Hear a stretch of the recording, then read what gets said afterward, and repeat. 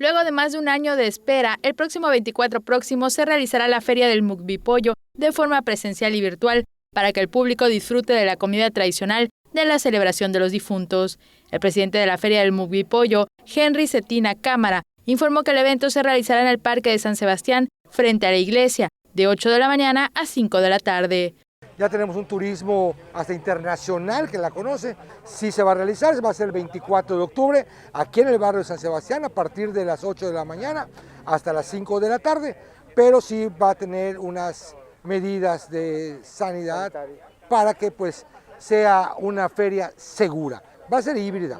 Vamos a tener una plataforma donde usted desde su hogar puede pedir y nosotros pues se lo podemos llevar. Por cuestiones sanitarias, las diversas presentaciones del Mugbipollo, como lomitos, jamón y queso, entre otros, se venderán para llevar. Con imágenes de Manuel Aque, información de Álvaro Martínez, Teleyucatán te informa.